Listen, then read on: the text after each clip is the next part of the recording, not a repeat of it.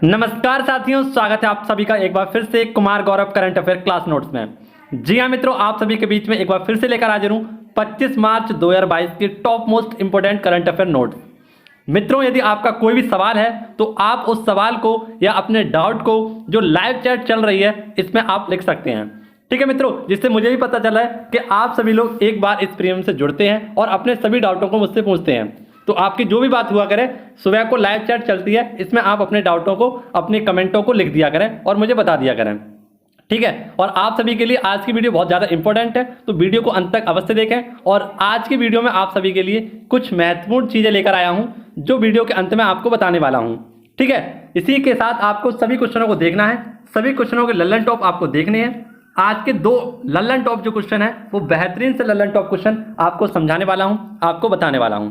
तो पूरे पेशेंस के साथ, बहुत ज़्यादा पेशेंस के साथ आपको वीडियो को अंत तक देखना है। यदि आपने अभी तक इसका रिवीजन नहीं किया है तो आप सभी के लिए रिवीजन क्लास बहुत बेस्ट होने वाली है। ठीक है, और यदि आप बहुत अच्छे स्कोर करना चाहते हैं तो सभी का स्वागत है इस क्लास में, क्योंकि जो मेहनत कर सकता है वही इस वीडियो को अंत तक देख सकता है, वही अंत तक रुक सकता है।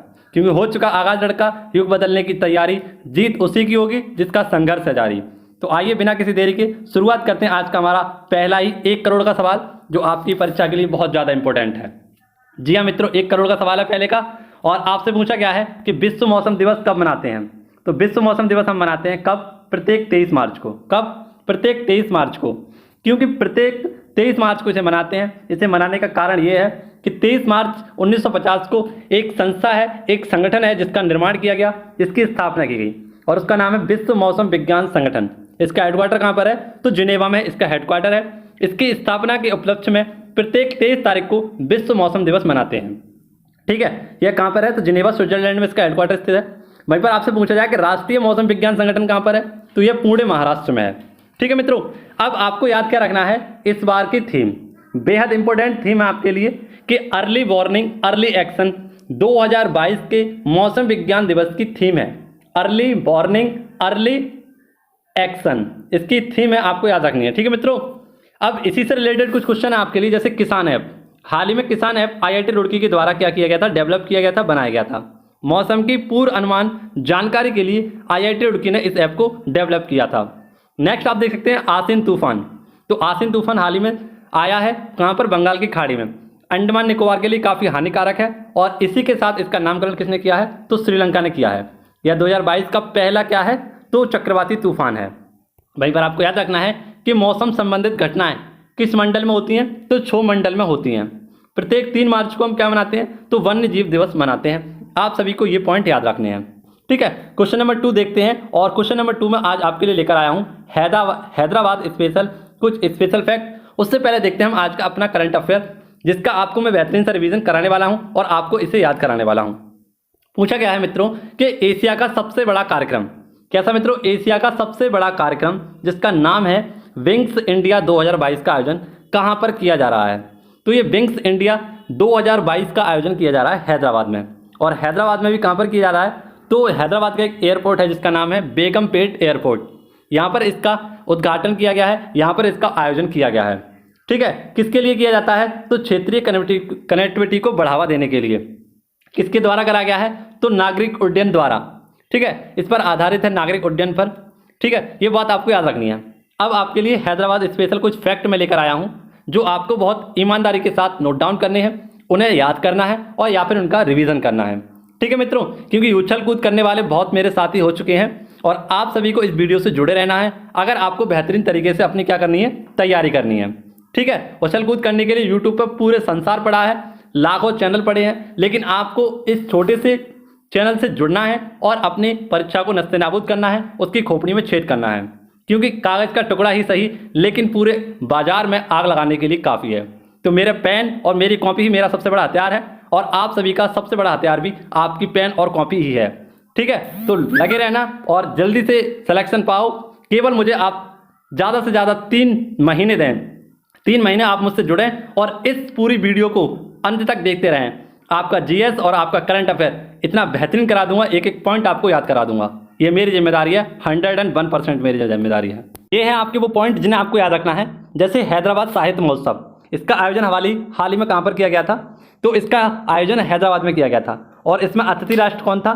तो यूनाइटेड किंगडम यानी यूके था इसका अतिथि राज्य। और फोकस राज्य कौन सा था इसका? पंजाब। ठीक है, ये आपको याद रखना है। पंजाब का आप सभी लोग को पता है नया जिला कौन सा बना है? तो मलेरकोटला इसका नया हाल ही में नया जिला बना है। हैदराबाद आप सभी लोग जानते हैं मूसी नदी के किनारे स्थित है। और ऑपरेशन पोलो के द्वारा क्या किया गया था? इसे भारत में इसका विलय किया गया था। 1948 में ऑपरेशन पोलो हुआ था। यहीं पर आपको पता है स्टैचू ऑफ इक्वलिटी खोला गया है। क्या खोला गया है? स्टैचू ऑफ इक्वलिटी, जो रामानुजाचार्य की बैठी हुई भारत की सबसे बड़ी प्रतिमा है। वहीं पर आपको याद रखना है कि हार्टफुलनेस इंटरनेशनल योग अकादमी कहाँ पर खोली गई है? तो यह भी हैदराबाद में ही खोली गई है। साहित्य का अकादमी पुरस्कार किसे दिया गया है? तो दयाल प्रकाश सिन्हा को दिया गया है। और किसके लिए? तो अशोक सम्राट के लिए। ठीक है, पंजाब के नए सीएम आप सभी लोग जानते हैं। तो पंजाब के नए सीएम कौन है? यहाँ पर इसके काट लीजिए। हाल ही में नए सीएम बन चुके हैं जिनका नाम क्या है? भगवंत मान। इसको आपको याद रखना है। ठीक है, तो आप सभी को ये सारे क्वेश्चन याद रखने हैं। आइए बढ़ते हैं नेक्स्ट क्वेश्चन की ओर। और नेक्स्ट क्वेश्चन आपकी परीक्षा की दृष्टि से बहुत इंपॉर्टेंट है। इसमें आपको कुछ लल्लन टॉप में युद्धाभ्यास कराने वाला हूं, इनको आप देखिएगा और इनका बेहतरीन सा एक रिवीजन आपको लगवाने वाला हूं जो आपकी परीक्षा की दृष्टि से बेहद इंपॉर्टेंट है। तो सभी के सभी मेरे साथी ईमानदारी से उसको भी देखें, उसका रिवीजन करें। क्वेश्चन नंबर 3 है हमारा। पूछा गया है डस्टलिक युद्धाभ्यास। कौन सा मित्रों? डस्टलिक युद्धाभ्यास। इसका आयोजन किया जा रहा है। ठीक है, और कब से कब तक आयोजन हो इसका? तो 22 मार्च से 31 मार्च तक डस्टलिक युद्धाभ्यास का आयोजन किया जा रहा है। यह किस किस के मध्य होता है? तो भारत और उज्बेकिस्तान के मध्य होता है डस्टलिक युद्धाभ्यास। और इस बार यह कहाँ पर होने वाला है? तो आप सभी को पता है यार यांगिक, ये उज्बेकिस्तान में एक स्थान है यार यांगिक, यहाँ पर होने वाला है। ठीक है, 2021 का कहाँ पर हुआ था? तो आप सभी लोग जानते हैं उत्तराखंड रानीखेत में हुआ था, लेकिन इस बार ये उज्बेकिस्तान में ही होने वाला है। इसका यह तीसरा संस्करण है। ठीक है, ये आपको याद रखना है। अब ईमानदारी के साथ आप सभी को मैं आज का करंट अफेयर जो लल्लन टॉप है इसमें आपको क्या लगवाने वाला हूं? तो एक बेहतरीन सा प्रमुख युद्धाभ्यास का रिवीजन लगवाने वाला हूं। पेशेंस के साथ आप इसको देखिए और पूरे ईमानदारी के साथ समझने की कोशिश कीजिए। तो 1 करोड़ की पूरी सीरीज आपके सामने है। 1 करोड़ रुपए की ये सीरीज आपके सामने है, आप सभी को देखना है। ठीक है मित्रों, आइए तो शुरुआत करते हैं इंदिरा युद्धाभ्यास से। यह भारत और रूस के मध्य होता है और इसमें भारत की तीनों सेनाएं शामिल होती हैं और रूस की भी तीनों सेनाएं शामिल होती हैं। नेक्स्ट काजिन युद्धाभ्यास, तो भारत और कजाकिस्तान के मध्य होता है। जायद तलवार युद्धाभ्यास भारत और यूएई के मध्य होता है। वज्र प्रहार भारत और अमेरिका के मध्य होता है। नॉर्डिक एलिफेंट भारत और मंगोलिया के मध्य होता है। युद्धाभ्यास केवल किसके मध्य होता है? तो ये होता है अमेरिका के मध्य। और हाल ही में इसका आयोजन कहाँ पर किया गया था? तो सूरतगढ़ राजस्थान में इसका आयोजन किया गया था। नेक्स्ट वरुण, शक्ति और गरुण, ये तीनों के तीनों किसके साथ होते हैं? फ्रांस के साथ होते हैं। ठीक है, नेक्स्ट आप देख सकते हैं डस्टलिक, मैंने आपको बताया भारत और उज्बेकिस्तान के मध्य होता है। खंजर युद्धाभ्यास भारत और किर्गिस्तान के मध्य होता है। अजय वॉरियर युद्धाभ्यास भारत और इंग्लैंड के मध्य होता है। प्रबल दोस्ती युद्धाभ्यास भारत और कजाकिस्तान के मध्य होता है। एक्वेरियन मोस्ट इंपोर्टेंट है, भारत और मालदीव के मध्य होता है। संप्रीति युद्धाभ्यास भारत और बांग्लादेश के मध्य होता है। मालाबार युद्धाभ्यास मोस्ट इंपोर्टेंट, क्वाड देश होते हैं इसमें, भारत, जापान, अमेरिका और ऑस्ट्रेलिया।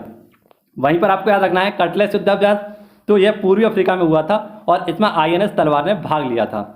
एमपेक्स युद्धाभ्यास ये तीनों सेनाओं के मध्य होता है, संयुक्त सैन्य अभ्यास है और अंडमान निकोबार में इसका आयोजन किया गया था। नेक्स्ट समुद्री शक्ति युद्धाभ्यास इंडोनेशिया और भारत के मध्य होता है। मित्र शक्ति युद्धाभ्यास भारत और श्रीलंका के मध्य होता है। गरुण शक्ति युद्धाभ्यास भारत और इंडोनेशिया के मध्य होता है। सूर्य किरण युद्धाभ्यास तो भारत और नेपाल के मध्य यह होने वाला एक आप सभी को पता है क्या है? युद्धाभ्यास है। जापान के साथ भी आपको कुछ याद रखनी है, जैसे सिन्यू मित्री है। ठीक है, और कई सारे ऐसे हैं जो जापान के साथ होते हैं, ये भी आपको याद रखना है। ठीक है, अब आपको पसंद आया हो तो वीडियो को लाइक कर देना और दोस्तों के साथ इसे शेयर कर देना।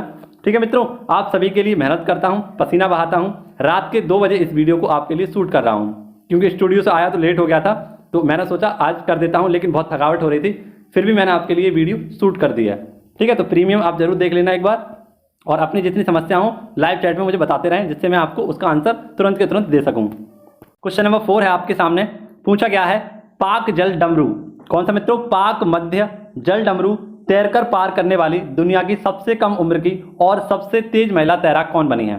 तो हाल ही में आप सभी को पता है भारत और श्रीलंका के मध्य एक जल डमरू पड़ता है या एक संधि पड़ती है जिसका नाम है पाक जल संधि, जिसे पाक जल डमरू मध्य के नाम से भी जाना जाता है। और सबसे कम उम्र की महिला बनी है जिन्होंने इसे तैर कर पार किया है, तो ये है जिया राय। कौन से मित्रों? जिया राय।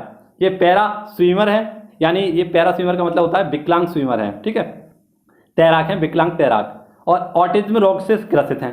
लेकिन फिर भी इन्होंने क्या किया है, इस चैनल को पार किया है। ठीक है, इस पाक जल संधि को क्या किया है, पार किया है। कितनी देर में, तो 28.5 किलोमीटर मात्र 13 घंटे 10 मिनट में इन्होंने तैरकर पार कर दिया। ठीक है, तो जब इनके इतने हौसले बड़े हो सकते हैं तो हमारे हौसले कितने बड़े हो सकते हैं आप सोच सकते हैं। ठीक है, आपके हाथ पैर कितने दुरुस्त हैं, ठीक हैं, एकदम बढ़िया हैं, तो हम पढ़ने से घबराते हैं। ठीक है, पढ़ने को मेहनत समझते हैं, लेकिन मेहनत किस में है, मेहनत मजदूरी में है। ठीक है, पसीना बहाने में है, लेकिन बैठे बैठे पढ़ने में कोई भी मेहनत नहीं है। ठीक है मित्रों, तो आप बैठकर पढ़िए और अपनी सीट को मत छोड़िए। ठीक है मित्रों, इसी प्रकार से इन छोटी छोटी चीज़ों से आप मोटिवेट होते रहिए। आपकी परीक्षाओं के लिए मोटिवेट रहना बहुत जरूरी है। ठीक है, आप जो खाना खा रहे हैं उससे आप मोटिवेट हो सकते हैं, आप जो कपड़े पहन रहे हैं उससे मोटिवेट हो सकते हैं, आप जो घर की स्थिति देख रहे हैं उससे मोटिवेट हो सकते हैं। आपके लिए कोई भी मोटिवेशन करने वाला नहीं आएगा। आपके लिए आपका घर, आपका परिवार, आपका खाना, आपका रहन सहन और आपके कपड़े आपके सबसे बड़े मोटिवेशन हैं। और उसके बाद भी अगर आपको मोटिवेशन चाहिए तो अपने माँ बाप की फ़ोटो अपने पास रखिए। ठीक है, उससे आपको बहुत बड़ा मोटिवेशन मिलेगा। उनसे बड़ा मोटिवेशन इस दुनिया में कोई भी नहीं है। ठीक है, तो बस आप लोग मेहनत करते रहिए और लगातार मेहनत करते रहिए, एक ना एक दिन आपको मंजिल आपको मिल ही जाएगी। ठीक है, अब पूछा गया है लल्लन टॉप क्वेश्चन, देखते हैं कि क्या है मित्रों। पूछा गया है ऊंचा रेलवे पुल, तो भारत का सबसे ऊंचा रेलवे पुल कौन सा है, चिनाब नदी पर स्थित है। ठीक है, और चिनाब नदी कहाँ पर है, जम्मू कश्मीर में। नेक्स्ट आप देख सकते हैं कि आरती शाह इंग्लिश चैनल को पार करने वाली पहली महिला थी। ठीक है, अब आपके लिए लेकर आया हूँ लल्लन टॉप क्वेश्चनों में प्रमुख जल संधियाँ। ये जल संधियाँ आपकी परीक्षा में एक ना एक पूछी जा सकती हैं, इसलिए मैंने सोचा इसकी एक छोटी सी लिस्ट बनाऊं और आप सभी के सामने पेश करूं। तो आइए मित्रों, जबरदस्त आपके लिए लेकर आया हूं प्रमुख जल संधियाँ। तो प्रमुख जल संधियाँ इन्हें नोट डाउन करिएगा, इनका रिवीजन लगाइएगा। पूछा गया है बेरिंग जल संधि, तो आप सभी लोग जानते हैं बेरिंग जल संधि अलास्का और रूस के मध्य स्थित है। ठीक है, अलास्का और रूस के मध्य। नेक्स्ट जिब्राल्टर जल संधि स्पेन और मोरक्को के मध्य है। डोवर जल संधि इंग्लैंड और फ्रांस के मध्य है। नेक्स्ट फ्लोरिडा जल संधि, यह अमेरिका और क्यूबा के मध्य है। ठीक है, वहीं पर आपको याद रखना है कि बेरिंग जल संधि ये दोबारा आ गई है, अलास्का और रूस के मध्य है। नेक्स्ट मलक्का जल संधि मोस्ट इंपोर्टेंट है, इंडोनेशिया और मलेशिया के मध्य है। ठीक है, ये दक्षिणी चीन सागर और अंडमान सागर में स्थित है, आपको याद रखनी है। डेविस जल संधि यह ग्रीनलैंड और कनाडा के मध्य है। हार्मुज जल संधि मोस्ट इंपोर्टेंट, यह ओमान और किसके, ईरान के मध्य है। ठीक है, ये सारे के सारे आप नोट डाउन करिएगा, इन्हें अपनी कॉपी में इसी प्रकार से लिखिएगा। अगर आपके लिखी हुई हैं तो आप सभी लोग इसका बेहतरीन सा रिवीजन कर सकते हैं। क्वेश्चन नंबर 5 भी आपके लिए बेहद इंपॉर्टेंट है। एक महिला का नाम आपने बहुत सुना होगा, एक महिला है एशले बार्टी। ये टेनिस की खिलाड़ी हैं और इन्होंने हाल ही में संन्यास की घोषणा कर दी है। ठीक है, इनका नाम है एशले बार्टी। एशले बार्टी आप सभी लोग जानते हैं बेहद फेमस महिला है और इन्होंने 3 बार क्या जीता है, तो आप सभी लोग जानते हैं AFWA है ना, ये 4 क्या होते हैं, हमारे ग्रैंड स्लैम होते हैं। इन 4 ग्रैंड स्लैम में से इन्होंने लगातार 3 साल तक जीते हैं। इसमें से एक इन्होंने नहीं जीता है, केवल अमेरिकन ओपन नहीं जीता है, बाकी इन्होंने तीनों के तीनों जीते हैं। 2019 में इन्होंने फ्रेंच ओपन जीता था, 2021 में इन्होंने विंबलडन ओपन जीता था और 2022 में ऑस्ट्रेलियन ओपन जीता है। और हाल ही में इन्होंने क्या कर दिया है, संन्यास ले लिया है। ठीक है, मात्र 25 वर्ष की हैं ये एशले बार्टी। आप सभी लोग इन्हें जानते होंगे अच्छी तरीके से। ठीक है, इनको आपको याद रखना है। अब क्वेश्चन नंबर 6 आपके लिए बेहद इंपॉर्टेंट है और इसमें आपके लिए कुछ लेकर आया हूँ खास जबरदस्त बेहतरीन लल्लन टॉप।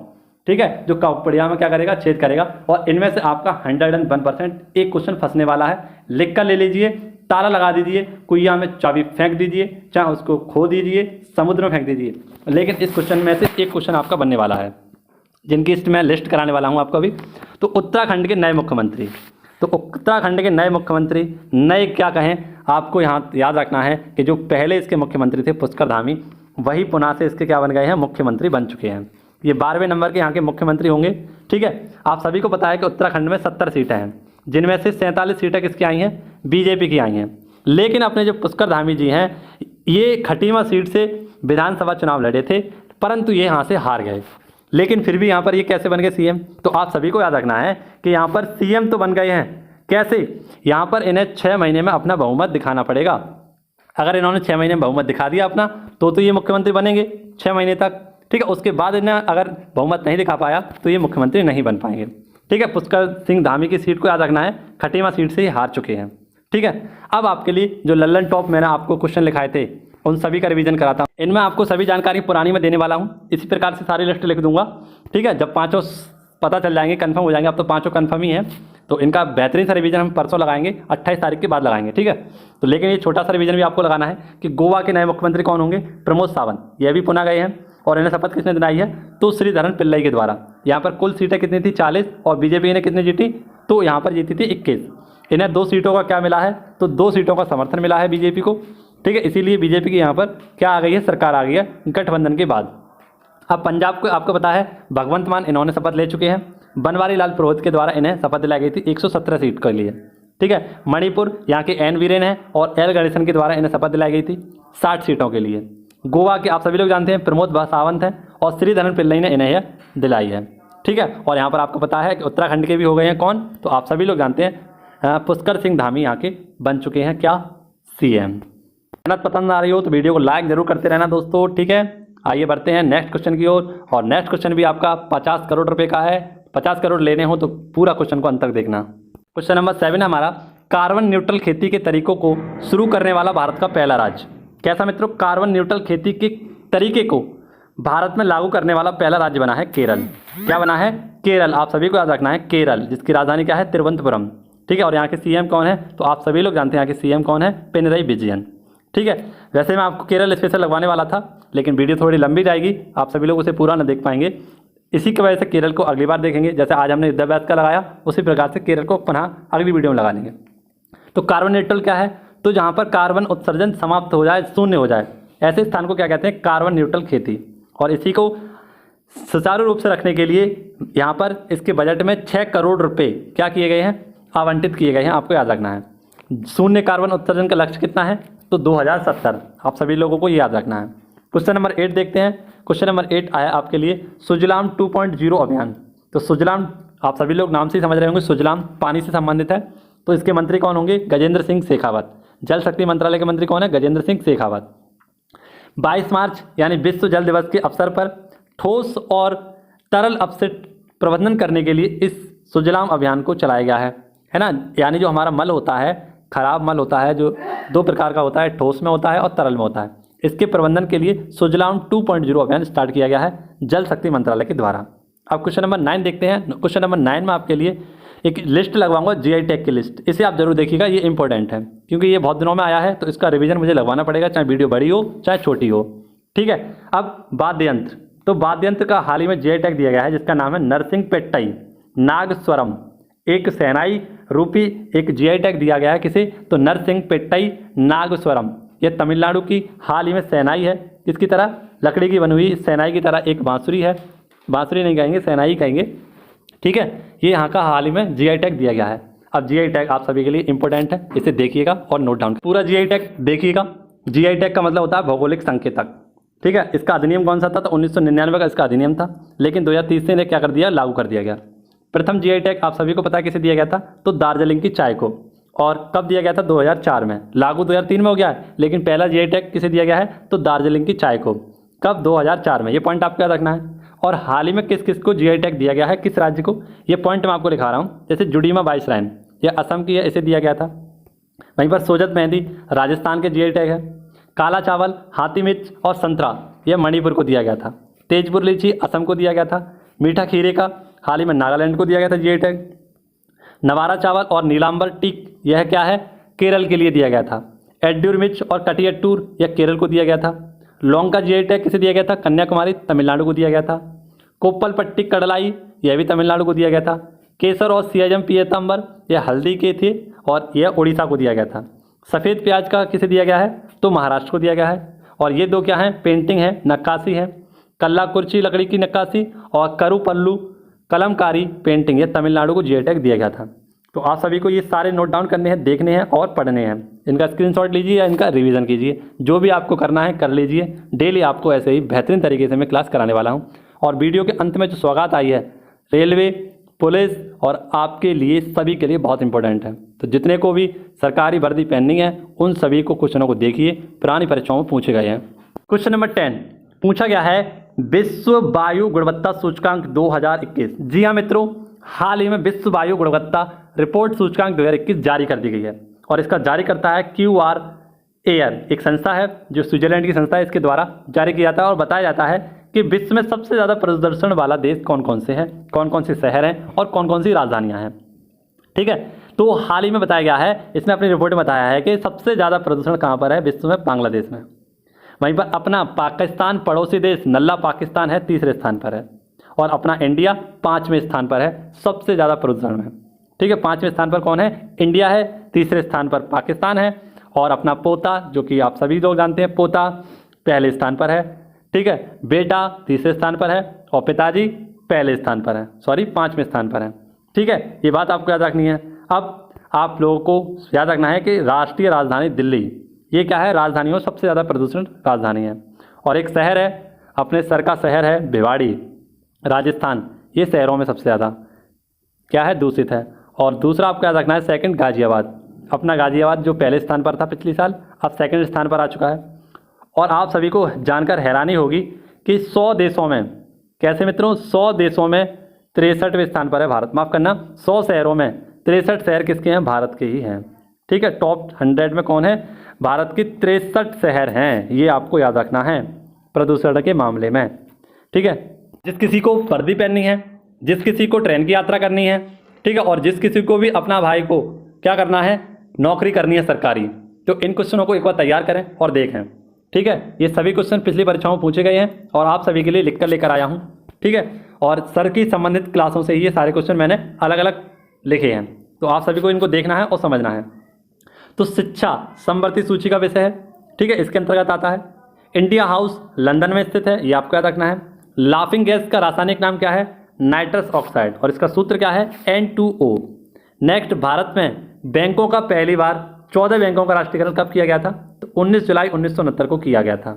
नेक्स्ट, रूसी क्रांति कब हुई थी, तो 1917 में हुई थी रूसी क्रांति। लोकसभा में किसी विधेयक को धन विधेयक कौन बताता है, कौन प्रमाणित करता है, तो वह रहता है लोकसभा का अध्यक्ष। नेक्स्ट, मोनोजाइट थोरियम का अयस्क है। वहीं पर आपको याद रखना है कि इंग्लैंड के प्रथम प्रधानमंत्री कौन थे, रॉबर्ट वॉलपोल। कौन थे, रॉबर्ट वॉलपोल। आज़ाद हिंद फौज की स्थापना कब हुई थी, तो इसका गठन हुआ था 1942 में। लोधी वंश का अंतरिम शासक कौन था, तो इब्राहिम लोधी था। राष्ट्रीय समुद्र विज्ञान संस्थान यह गोवा में स्थित है। ठीक है, आपको याद रखना है। सबसे बड़ा कृषि प्रायोग फार्म कहाँ पर है, अम्बाला में, और अम्बाला कहाँ पर है, हरियाणा में। नेक्स्ट, राज्यसभा का पदेन अध्यक्ष कौन होता है, तो उपराष्ट्रपति। कौन होता है, पदेन सभापति होता है। प्रतिवर्ष सेना दिवस कब मनाते हैं, तो 15 जनवरी को प्रतिवर्ष हम क्या मनाते हैं, सेना दिवस मनाते हैं, क्योंकि 15 जनवरी 1947 को क्या हुआ था, KM करियप्पा को कमांडिंग ऑफिसर नियुक्त किया गया था, इसीलिए क्या मनाते हैं, तो आप सभी लोग जानते हैं क्या मनाते हैं, सेना दिवस मनाते हैं। रक्तचाप यानी दाब धमनियों में उच्च होता है। चक्रवात निम्न दाब के लिए कारण होता है। ठीक है, यदि चैनल को नए आए हों तो चैनल को सब्सक्राइब करिए। आप सभी के लिए छोटा सा चैनल बहुत आगे तक ले जाने वाला है, अगर आप इससे लगातार 3 महीने तक जुड़े रहेंगे। ठीक है, अब बढ़ते हैं आज के हमारे क्वेश्चन ऑफ द डे की तरफ, जिसका आंसर आपको कमेंट बॉक्स करके बताना है। ठीक है मित्रों, तो आज का हमारा सवाल है, इसका आंसर आपको कमेंट बॉक्स में बताना है। US चैम्बर ऑफ कॉमर्स द्वारा जारी अंतर्राष्ट्रीय बौद्धिक संपदा सूचकांक 2022 में भारत का कौन सा स्थान है। ठीक है, इन 4 ऑप्शनों में से आपको सही आंसर बताना है, और जो भी मेरे भाई जो भी रसगुल्ले इस वीडियो को पूरा अंत तक देखते हैं, इसका आंसर करके जरूर जाया करें। जो भी इसके बारे में जानकारी आप जानते हो, इसे एक बार नोट डाउन कर दिया करें, जिससे कि वो आपके मन में फीड हो जाए। इससे हमारा कोई फ़ायदा नहीं हो रहा है, जितनी भी वीडियो मैं आपके लिए बना रहा हूँ उससे मेरा कोई भी फ़ायदा नहीं हो रहा है, सिर्फ आपको याद करा रहा हूँ। आपको बहुत मन लग गया है, आप सभी के प्यारे प्यारे कमेंट आते हैं, तो उन सभी कमेंटों को जारी रखने के लिए और अपनी भी प्रैक्टिस करने के लिए आप सभी को बेहतरीन तरीके से नोट्स प्रोवाइड करा देता हूँ। ठीक है, तो आप सभी लोग भी अपनी मेहनत को दर्शाएं, और वीडियो पसंद आई हो तो आप सभी को थैंक यू। अगर अच्छी लगी हो तो क्या करेंगे, लाइक करेंगे, और चैनल पर यदि नए आए हो तो इसे सब्सक्राइब करेंगे। सभी मेरे दोस्तों को जय हिंद, जय भारत, वंदे मातरम। मिलेंगे नेक्स्ट वीडियो में। भारत माता की जय।